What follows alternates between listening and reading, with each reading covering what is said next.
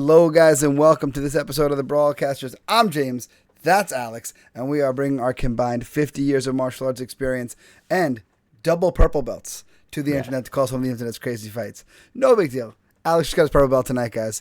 We're hyped for him. And you got yours last week, right, James? 2 weeks ago now. No, 2 weeks ago. Yeah, something like that. Kind of funny how we got it almost in tandem there. Yeah, exactly. It's almost like someone out there wanted us to drop a purple built to brawl rash guard. So unbeknownst to you, I actually created it about 2.5 hours ago. So there is now a purple built to brawl short sleeve and long sleeve rash guard available on brawlcasters.printful.me. Oh, yeah. We need those guys built to brawl. Of course we do. So I always wonder whenever I've gotten promotions in my life between my BJJ, between my other martial arts, especially ones that didn't come with like a very, very specific test. Like when I got my black belt in Tiger Schulman's, it's a test. You went on a day, and like this is what you did, and you knew whether you passed or failed, right? Yeah. And that was the same until I was a head instructor, and then once I was a head instructor, then it was kind of like, and I was like a second degree black belt at that point. It was kind of like, all right, it's kind of like up to the man in charge. Like whenever it comes, it comes. And I would often find myself asking, like, I wonder what I did different from what I had been doing, or what my improvement was that made my coach say, now's the time. And I felt the same way when I got my purple belt just recently. And I'm wondering if it's because your coach is loving the Hollywood Hogan thing you have going on right now, where you got the dark mustache and the stubble coming back. Maybe. No, so he actually talked to me. He pulled me aside. He talked to me about why he did the promotion. Essentially what he was just saying is like, you're always really hardworking. You help your teammates out whenever they have matches. You're the first guy prepping everybody. But lately, like a lot has clicked for you. He's like, there was a portion where like, I would go in there, I would just fuck you up. And like, it still happens. Like he still fucks me up, obviously. This dude's like under fucking Eddie. So like, he's really good. But he was like, what I noticed is like, whenever drop-ins would come, every time afterwards, they'd be like, damn, like, that motherfucker's good. You know what I mean? So, but he just said like, a lot of my game has just been evolving lately. And it's like, he was like, yeah, I felt it was time. And I've been there for like 5 years now. Yeah. And it's funny. Like they always say purple belt in jiu-jitsu is where like you develop your style. You develop your game. And it's funny, like I even talked about it on here. I've been working that one specific arm lock where I like gift wrap and then I like kind of scarf hold to the one side and I do the arm lock. And the guy got basically that armbar flex. If you remember, I was like, that's my armbar almost. Yeah. And I remember like describing that to my coach, and I could kind of see like the gears clicking, or like I've gone with him recently and be like, oh yeah, like that's right. I forgot. I was like, you did that sweep to me, and then I started to try to do it to everybody, and I kind of like faded out. Now I'm back to trying it again. So it's like your style starts to come together. They say at purple belt. Yeah. Yeah. Now, hey, here's cool. a reasonably legitimate question, I imagine, right? Now, you train in a school that is no gi exclusively. Never wear a gi ever. So you guys wear belt. You guys get belts. What do you do with them? Mine, both my blue belt and my purple belt sit in front of my TV. Gotcha. Okay. I was my blue belt. Yeah, it's a fair question. I actually get this question all the time. Funny enough, my blue belt and my purple belt are actually the correct size if I were to wear them. They're both A2s. So they actually are the right size for me. I just don't use them. Yeah. They're like, they literally just become in front of my TV. I know there's actually a lot of no-gi guys that will make a little stand. What's it called? It's like like the old katana stands where you can like it comes out a little bit with the little 2 double hooks. They'll just make that, and they'll just put like their white, like they'll buy a white belt for like $5. They'll put a white belt there. They'll put a blue belt, their purple belt, brown belt, etc. I haven't seen that guys get like plastic tubes and they roll their belts up and they drop their belts in. I'm like, that's cool. That's cool. I'll take that. I mean, mine is funny because my blue belt is just dusty because it just sits in front of my teeth. It's just there. Yeah. We end up just getting the biggest thing I think in no-gi is what, like, especially in Tech Planet, is you just see the rash cards changing. Yeah. Which again, like, if to me it would almost make more sense if instead of giving you a belt, he gave you gave you a rash guard. Promoted you Yeah, to I rash mean, guard. it's always still nice to receive the belt, I would say. I'm with you. You know, because there is that thing about it where like having like the black belt, like that's a thing. Yeah. And it's also like it is a nice motivation, I will say, to like wake up and see like that's a representation somewhat of your hard work. To Yeah, see it in front of like, I put it when I wake up, I see it. I mean, it's a nice moment. And this goes to like, also guys, I will say there's a lot of guys out there that we've seen where they're just like, yeah, I'm a blue belt because I say I'm a blue belt. Like, we've talked about like self promotions. And yeah, like I will say, guys, like one, it's a nice moment and you do feel really good getting promoted. And it's a nice recognition of wow, like I've been working hard and my teammates, my coaches have noticed it. And you can attest to this because you give out belts. yeah, yeah. It's it's an important step in the martial arts journey. Like, wow, okay, recognition for my hard work. Not And only and yeah, good. not only that, but belt magic is real. And Yeah. let me explain what I mean by belt magic. So belt magic is that instantaneous leveling up in your skill that happens when your coach or your instructor or your sensei or whatever Yeah. gives you that new belt.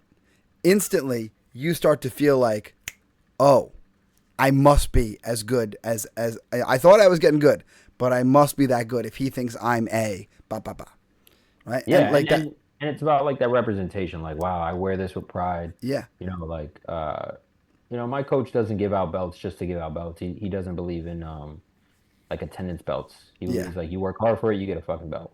So there's Well, like guys that bust their ass, they don't get a belt, and then they quit after a few months, and then they yeah, go somewhere else and they get like a gimme belt. But like shit, it felt really good. yeah, man. I'm not gonna lie, it felt amazing. Yeah. I love that moment.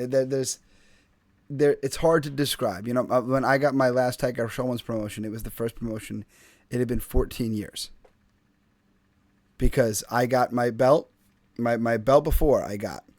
Then a couple years later, I got promoted from head instructor to sensei. So like Yeah, that kind of like resets the clock. And then like a whole bunch of other stuff happened in that time. COVID happened in that time. The structure of things kind of changed, and it went from like Tiger being the only one who can give me a belt to like now my direct instructor can give me a belt as a sensei. Like it was a whole thing, and it kind of nice. like fell, I don't want to say by the wayside, but kind of fell by the wayside for a little while. And my instructor reached out to me, Hmm. the year that he wound up promoting me, and he goes, "Hey, by the way, when's the last time you like got promoted?" And I told him the date, and he goes, "Oh," he goes, "I thought it was that bad." And he gave me something to work on, and I worked on it for him. And sure enough, he gave me my belt months and months later. But that day was, yeah. I again, no real words for that. No real words for Yeah, that. it's different. And Really, and funny enough, I will say like we've talked about it. Once you stop caring about like the guys that are like, I need that belt, I need that belt, they usually don't get it. We talked about it. I was like, I don't give a fuck. I get it when I get it. yeah, Like I genuinely wasn't coming to class like to get the purple belt. I was coming to improve and get yeah, better. exactly. I didn't start training jujitsu outside of my normal training because I was like, oh, I want to be a BJJ black belt. But like, I started to do it, and then once the instructor started to give me promotions, I was like, oh, this is cool. Like I could be ranked in 2 arts. That's kind of awesome. And then I Yeah. was like, someday I'm going to be a BJJ black belt. Like I'm going to stick with it long enough to make that happen because I want to be a black belt in 2 things, and that'll be freaking cool. That'll be really Yeah. cool. I And it's awesome to get that recognition because like, it does feel different when I tell people like, oh, I'm a purple belt. They're like, oh shit, okay, cool. Yeah, yeah. It's like it was funny where I started. It's funny, not that I was like belt hungry, but I Yeah. was a little bit like when I would see people who like I knew like very very little getting promoted to blue belt while I was wearing a blue belt. I was like, this doesn't feel right. Yeah, yeah, I get what you mean. You're like, okay, all right, cool. Yeah, Uh, or then worse yet, I saw some like spazzy some spazzy guys, some guys who were just straight up just like, were they tough? Yeah. Were they good at jujitsu? No. I saw a couple of them get their purple belt, and I was like, really? Like, again, not like I'm not in that moment. Like I was like, oh, it should be me, not them. But like, why? Like, really that guy? yeah. But that, and then again, you see like different coaches giving out purple belts to people, and like we've watched fights, and like you see a guy, and like, oh, that guy got his purple belt, and you're like, oh, that guy's jiu-jitsu was trash. Like, Yeah, I think I forgot which one it was. We saw some guy knock somebody out, and then he got his purple. I was like, why did he get his purple for that? Yeah, I mean, obviously it's for what happened in the camp leading up to it, but still. Yeah, but it's always just funny. I'm like, or we've seen a guy have like a not the best grappling showing, but yeah, like you said, it's for the camp. And I'm like, damn, all right. I might have just been like, hold that one back. Yeah, how about we do that at the gym? We'll do that one at the gym. Yeah, let's do that one at the gym because that was, yeah. Oh, that was the best showing. Speaking of the gym, we're headed back to a fight promotion we did some fights for before, Eternal MMA. We were pretty happy with what we saw. So let's see what we see from these guys. Here we go in 3 and 2 and 1. And introducing to you first, fighting. All right, this guy Lonnie, immediately I'm getting Gio Santiago vibes. The King of Kings. But Connor's yoked. Connor got shoulders on shoulders. Seriously, look at that. God damn. What is his chest day? What does that mean? I have no idea. All I know is that mustache is relating to yours deeply.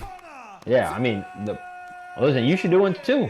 Bro, you guys both look like the Jay Chandrasekhar from Super Troopers. Wait, so if I stay with the mustache, are you gonna do it too? No. Why not? Because I'm honest, man. Listen, the less facial hair I have. I did it on a fucking feel, bro. I was looking in the mirror and I was like, fuck it. And I just kept the mustache and I was like, I never had just a mustache before. And then within like 2 or 3 days, it's grown back to this. See, my problem is when I don't have like a lot of facial hair, I get like baby faced quick. And I work with children, so like with parents, if I don't look like I have some authority, and as you know, all my gray lives here. So if I take this away, parents are like, what do you know? Like, you have kids? Like it turns that quick. I work in an adoption shelter, so everybody was looking at me like, what the fuck? Yeah, they're like, what do you do to these dogs? They're like, holy shit, bro. Did you kiss them with that mustache? Yeah. All right, here we go. Connor with some solid leg kicks opening up. What was Philly's first name? Fucking Philly what? That's Lonnie. Lonnie. Okay, I'm not going with that last name. So Lonnie will get cage control, good octagon control, I'd say. Yeah. He reminds me of Gio Santiago. You see that? Flex Fights veteran? Yeah, big left hook from Lonnie. Oh, and he's following him. Ground and pound. He's not rushing it. This is what remember we talk about all the time, like staying in that half guard position, not rushing full mount. Yeah. He's doing a really good job of pinning his opponent. I like the way he has the arm weave inside on his right arm. Because now it's really tricky for Downey to get up. And you see how he was able to smother the knee to get his hips past. Great passing by Lonnie there. And this is like such a tricky position because now you could just tee off. Yeah. And if Downey reaches too much for that leg, you just pepper him up. Yeah. Right there again, pepper him up. Downey did a good job getting his back to the cage. That's the smartest play here. Get your back to the cage and try to get some inside space. And I like how he's buried he put Lonnie's head, I should say, in between Lonnie's right hand and his head. Smart play. And from here, you want to watch out for the close guard here. Yeah, against the cage, you have no options to pivot and anything like this. Or just punch him in the face a bunch and just use it again.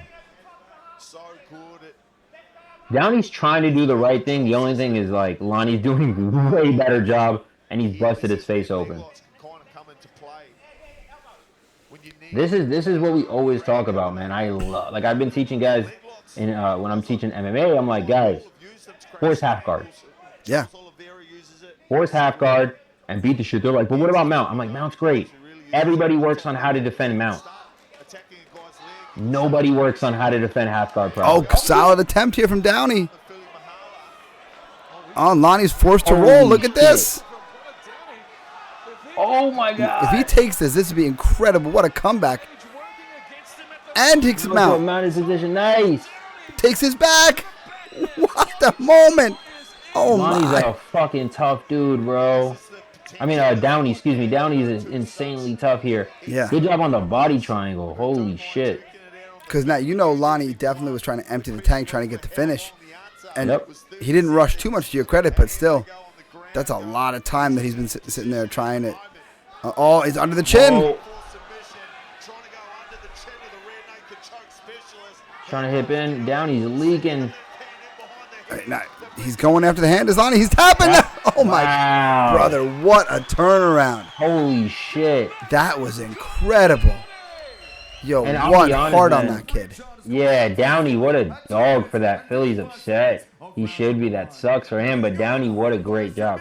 We talk about a lot of. There's not always bigger moments in the fight, but when there's a small moment, you just gotta fucking do it. Yeah. And that was a moment where it's like, I don't know if I'm gonna have another moment. This fight has all been his way, but I got a shot right here. Exactly. I gotta fucking take it. Exactly. And the fact that he stayed in the fight after all of that was incredible. Because, I mean, from the moment he hit the ground after that hook, like, you know, the way he fell, it was like, uh-oh. Yeah, like, he could have quit. Yeah, he could have turned over, given the neck up real easy, and avoided a lot of the damage that he took. And instead he opted to stay in there and hung super tough. Wow, what an unbelievable performance, man! I'm almost speechless, and that takes a lot. That might be the best comeback in Brawlcasters history so far. Yeah. I mean, both those guys clearly earned their belt to brawl. Lonnie, you definitely earned your belt to brawl with that left hook, with that ground and pound, with the way you worked out a top half mount. So totally built to brawl. And Downey, he did everything right. He didn't do anything wrong. Yeah, like Lonnie, he didn't do anything wrong. No. He maybe overextended just a bit, and took the pressure off for just like a fraction of a moment, and that's all he needed to snatch that moment back. Yeah, and deliver literally, he like took a breath.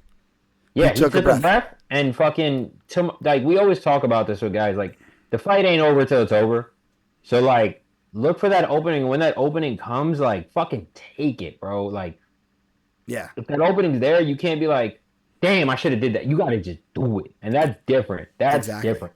And, like, the heart from Downey, man, after that shot, after all the shots on the ground, after being cooked for all that round, to throw out the way he did and then to force that choke. Because once he got under the chin, Lonnie was trying to fight hard. Yeah, he was. He didn't even get the choke fully behind. He was still on his forehead, but he was like wrenching it back enough that, I mean, it was clear Lonnie was choking bad. Yeah, and we talk about it again. Take your moment. Your moment's there. Take it. Yeah, and again, like he did exactly the thing that we would love to see so many fighters do. When instead we see often they'll like lay on the ground and just kind of wait for the referee, like hold on, and be like, "Ref, you can stand us up yet?" But no, man, he found his win. I love that. I love that. That was perfect. I want to see more of him. Yeah. So, guys, what you have to do to make sure that you catch it if we get more of his fights, subscribe so you get the new episodes right as they drop. Leave a like on this episode because how could you not like that comeback? That comeback was incredible. Leave a comment down below. If you know that Connor Downey fought more, drop us the link below. We would love to see that. Other than that, guys, anywhere that you guys can leave a rating review, we help. We love it. We appreciate it. Go to brawlcasters.printful.me. Get yourself some of our Built to Brawl line, some of our Moneyberg Party line. Go get the new purple rash guard. Other than that, guys, make sure that you guys share the episodes. It's the greatest thing you can do for us. Until next time, friends, brawl on.